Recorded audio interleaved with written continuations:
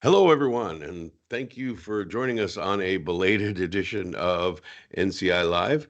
I am your host, David Groth. I'm a technical solutions specialist here at Network Center. Joining me is Jason Dahl, who's our senior security specialist here at Network Center. Jason, welcome. Thanks for joining us. Yeah, thank you for having me.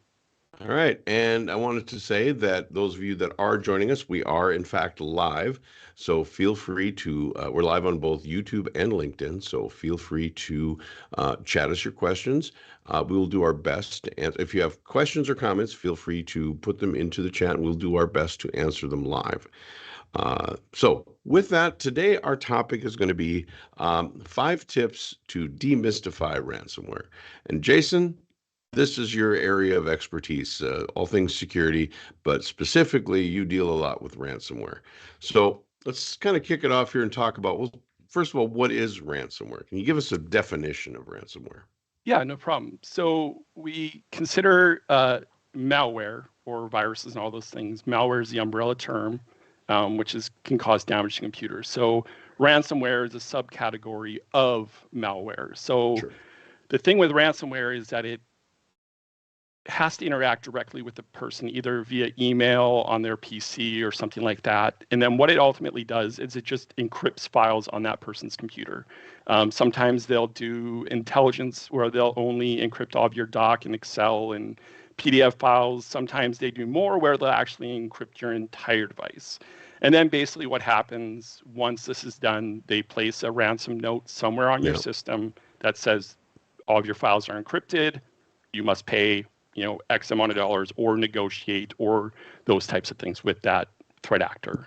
Sure. Yeah, I've seen, and sometimes you get a big thing on your screen saying, "Hey, we're encrypting you. Unless you do this within the next 20 minutes, all your files will be all encrypted." your files are encrypted, and most of the time by that point your stuff's already encrypted. By the time you see that ransom note, the most you can do is you can try to slow it down, but at this time, the hacker has direct access to your computer and controls everything for the most part.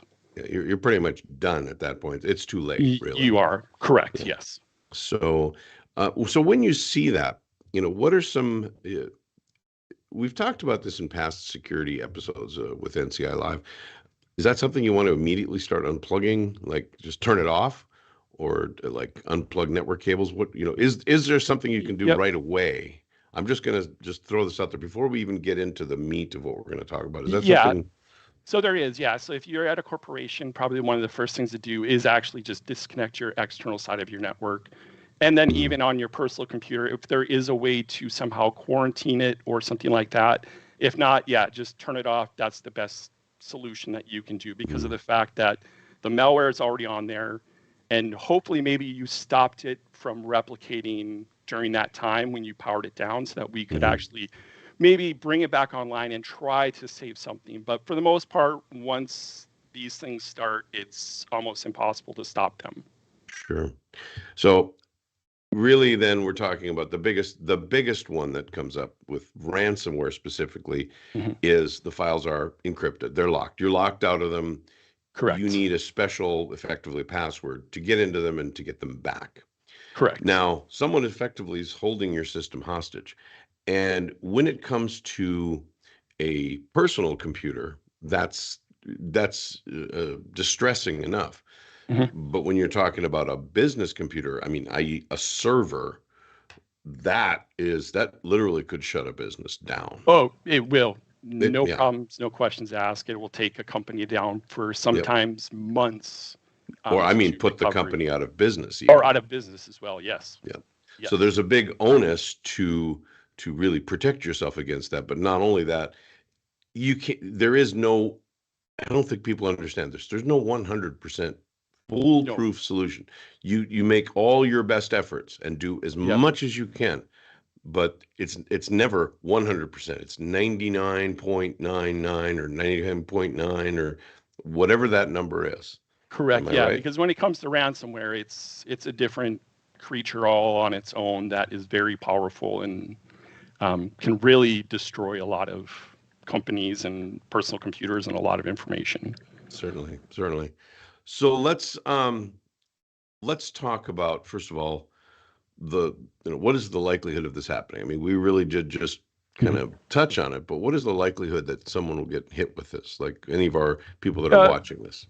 so as long as you do the basic things, security baselines that we all talk about and educating and those items, as long as you're doing those items and trying to stay on top and stay aware of how dangerous this is and the growing concerns from, just people in your business that you've heard, we all talk to other partners saying, hey, what are you seeing? What's going on? Have you guys been dealing with this? And a lot Yeah, of times it's just, talking and keeping your systems updated and those types of things that sure. truly, truly help mitigate or try to slow down a ransomware event. Right. Right. So the next biggest question, let's start getting into the 5 tips. Right. What we could go on and on about, what ransomware is and kind of a bulk approach. Right. Hmm. There's going to be softwares, there's going to be things, but there's really 5 things. If we were to try to distill it down, Hmm. there's 5 things that we could really do that are going to catch a lot of things and be a best approach, a best practices, if you will. Hmm. Would you agree with that? Oh, yes. Um, yeah. So what would be the number one thing? Number one, it may sound simple, but just educating yourself on how to spot ransomware and how to detect it. Hmm. There's programs and things like that you can go online and just search, how do you do this? Hmm. My family and I, we get together at Christmas and we do a PowerPoint slide. Of course, I'm joking, but, just make it important in that everybody should learn something about it, Hmm. you know, from your friends to your family, just everybody should be aware of how to spot it because, again, that is how we're going to stop things like this. Well, knowledge is power, right? Correct. Yes. And being able to know that something exists and the forms that it takes, I would think would be something that would be of tantamount, like something that would be extremely important to everyone out there. Oh, yes. Uh, and you mentioned the getting together at Christmas and going over that. I can appreciate that actually because I have elderly parents Yep. who they actually use their computer a lot to keep in touch with the kids, the grandkids, the great Yeah. grandkids, and they may not be as uh, um, aware of all these things. Like they may understand, hey, there's some things I maybe shouldn't do. They may not go to websites that are questionable Yep. necessarily, but they may get like these.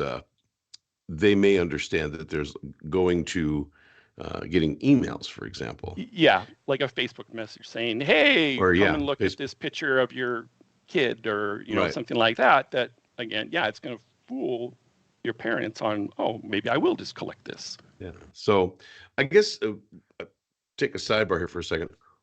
Why would a bad actor, a hacker, if you Hmm. will, why would they do something like this? I mean, obviously, it takes time and effort to go Hmm. through all of this. Why Uh, would they take this time and effort? it's just as simple as money. It really Hmm. just comes down to dollars and cents at the end of the day. The information that they're encrypting, Hmm. is it enough money for you to spend to get that back from them? Sure. And a lot of times, if you have backups and do these things, yeah, you could probably get away with 1 or 2 files. But if it's your entire life that is encrypted, photos and all these things, at the end of the day, you have to weigh, do I really want to pay this and get these things back, or Hmm. am I okay without them? So Right. that's, again, the dilemma that you come into with something like this, because just like any ransom, again, they're holding something hostage and you Right. have to pay them to get it back. Put a dollar figure on that. What would that be worth to you to replace? Is it priceless? I mean, there is a price, and Oh, yeah, most ransoms for this data, this information, have a price that you go, wow, that's steep. But would you pay it for an entire lifetime worth of information or an entire business's worth of information?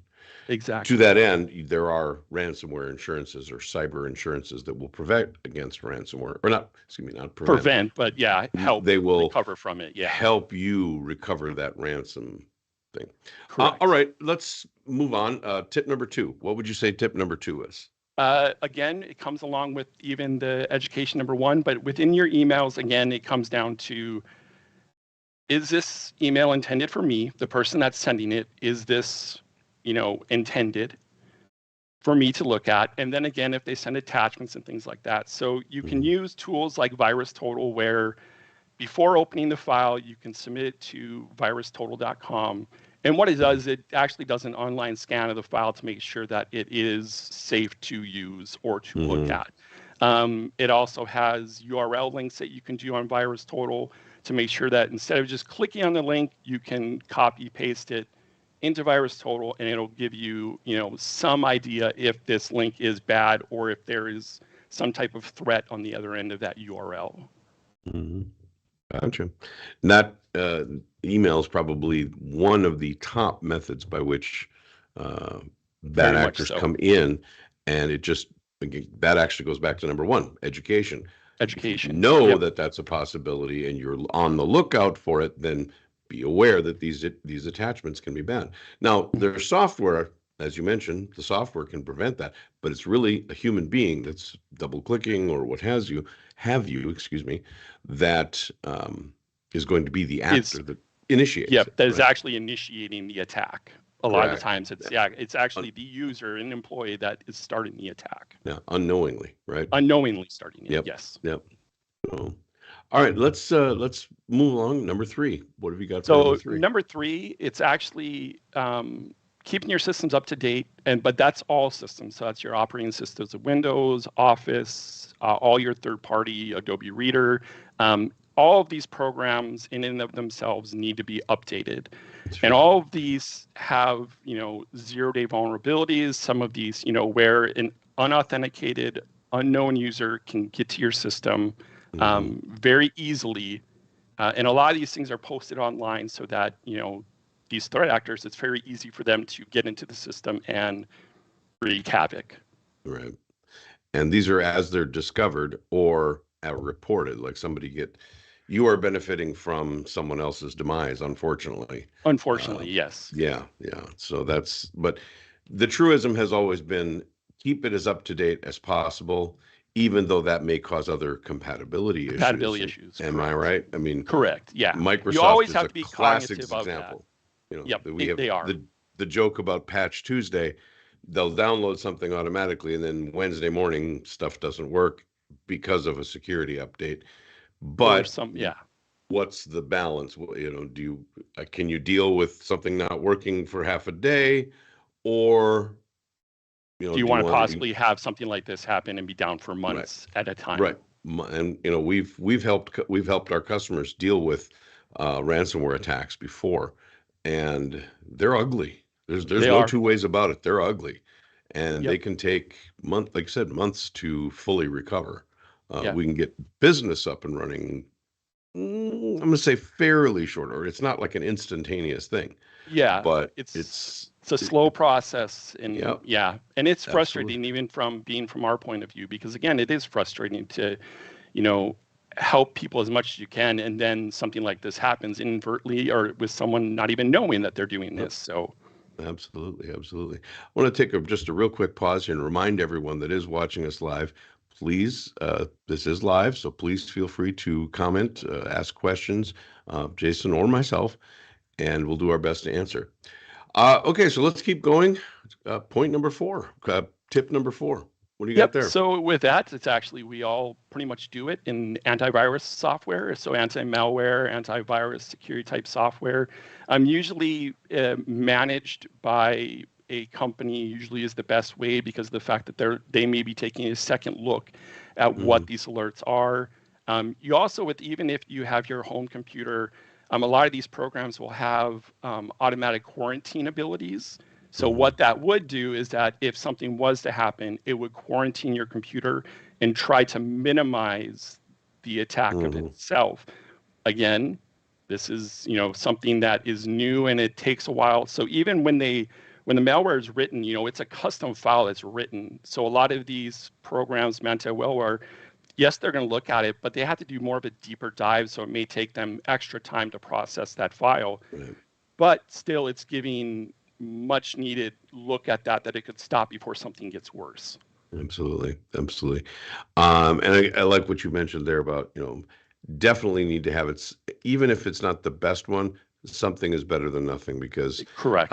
we've mentioned 0 day. That's where something brand new is coming out, and you just unluckily are the first one to get it. But Correct. to that end, you are the one that is now contributing the information to the larger. And when you mentioned about a managed antivirus, so that doesn't necessarily have to mean a company. I mean, even in your personal life, it's Yep. something that a third party company is watching and maintains a database of threats. And they say, Correct. okay, we know about this threat and we will be watching for it. And so it's just a constant cat and mouse game. It So is. Yeah, it yeah. is. So absolutely. All right, let's move on. And Top then, five, fifth and yeah, final. the What do you got? final one would just be, the best user security best practices, using long passwords, using MFA. Hmm. Another good thing is that, the longer the password, we've come to the mindset when we get into passwords that it has to be this crazy alphanumeric. Basically, it's just length. So even if you were to put, dog, cat, horse, bike, gym all in one, and you put indents in between them, that's a long password. I mean, that's a 20-some character password, but it's Hmm. something that I can remember.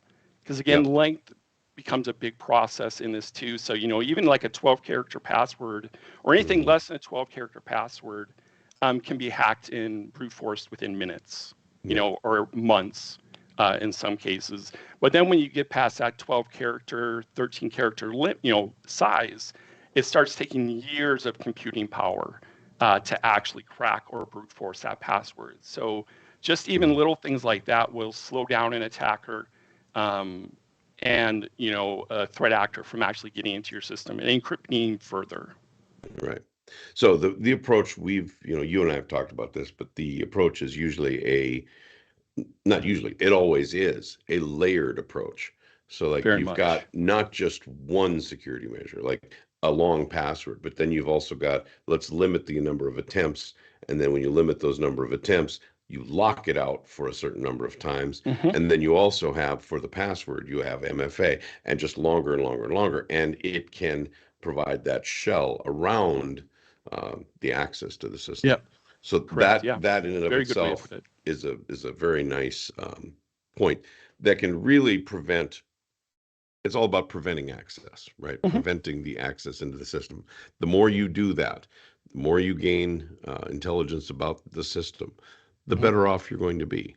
You don't have to become a security expert, Oh but no, it's nope. but it's about knowledge and it's about basic prevention steps. It's Mhm. an ounce. It truly is an ounce of prevention for a ton Oh, of ton cure. of, very I much mean, so. Very, very yeah, much so. yeah. So we really can't stress that enough. I would at least. And Yep. so when people come to me, and I actually had one, oh, God, this was 10 years ago now, where they came to me and said, what, this happened and we can't get to any of our files. What do we do? Yep. So that is one question that we haven't talked about yet. So we've talked about prevention. Hmm. What about, God forbid, you see that message, that big red, blue message, Hmm. whatever it is, comes up on your screen and says, "We've got your files." What's typically the next steps? What happens? So typically, if it's a company, what they would do is they would contact their service provider to help. And what we would do is we go in and we look, say, okay, yes, here's the ransom. And at that time, it comes down to as we've talked before, do you pay or don't you pay? To me, I would say I would agree with law enforcement and all of those saying don't pay because it's just going to incentivize them to come back more. Hmm. And a lot of the times, the decrypt tool that they give you honestly doesn't decrypt everything. So you're out money, and the possibility of getting truly everything back is just mostly not feasible. You're not going to get it back, all of it. So, but then, as we said, if you have your entire life encrypted right now, where you honestly don't know if next Tuesday I'm supposed to go pick up the dog, that comes down to the point of do you pay? Hmm. And that's really, it comes down to your personal choice is that do you feel that you can live without this information or do you feel that, no, I have to do it? So Sure. there's always strategies of having offline backups of your personal files where, you don't put these things out there and you keep an offline backup or something like that to help you. Yes, definitely backing up is key. So without, we've obviously been involved in some, but can we put this in some concrete terms? What Mhm. ranges of dollar number? I mean, because I think that really will drive it home. What kind of dollar figures are we Well, talking? Are we a talking lot of the $100, times, $1,000? What are we talking? yeah. So when you get into some of the larger, more persistent threats, like state-run actors, groups that are very, very good at this, and a lot of times they're the ones that are attacking via unupdated pieces of software. And these guys are very sophisticated. And normally they start out at about 3 million, where they're starting to ask if it is, again, the attackers, they know everything about your company, especially a lot of whatever is public knowledge, they know. Mm-hmm. So they have a good idea of how big your corporation is. They have a good idea of how much is going on. So they'll usually do a dollar amount in that range of where they're at. But I've heard of some up to $30 million, $40 million. Yeah. So we're not So talking chump again, change. we're Nope. not. Yeah, we're not No. talking small amounts of money where it's gonna be, oh, I'll just pay $100 for this. No, we're talking hundreds of thousands, if not millions of dollars to get your Yep. data back. So the question then becomes, as we said before, this can literally kill a company. Oh, It can make a yep. company just go away. Like one day you're operating, you're profitable. The next day you're done. Shut down. You're Correct. shut down. Unless you can make back all the everything. Like you make back all your who owes you money, who you owe money to. Oh, yeah. All of that.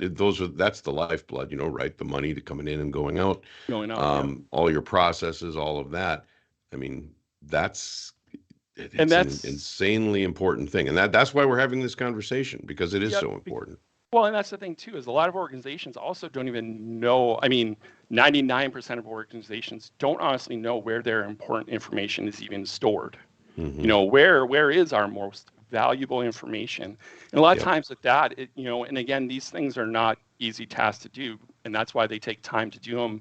But I'd always suggest is start trying to figure out where this information is and Yep. what is valuable to you. Right. And that's where we could go into that topic that we talked about a few episodes back about data governance. What's Correct. important, what's not. What's not. But the key is backups, security plan, and then going through these tips is how to do These it. tips. So, well, it's gone really quickly here with you today, and I really enjoy this topic. So, those of you who have joined us, thank you for joining us. Although we had to start a little late, I do appreciate it. If you'd like to know more about this topic, feel free to email us at info@netcenter.net. Join us on our brand new website at www.netcenter.net. We just recently revamped it. It looks great. You can look us up on any of our social media channels, or you can look at us on we go live every other Wednesday at 11 a.m. Central Time on both YouTube and LinkedIn. And please, if you're on YouTube, please subscribe and hit the notification bell, so every time we go live, you'll get a notification. Jason, again, you've been on here multiple times. Every time it's a pleasure. I really do appreciate Likewise. your depth of knowledge, and especially on all these security topics. It's been great. Yeah, So, thank you. And for those of you joining, thanks again for joining us here on NCI Live.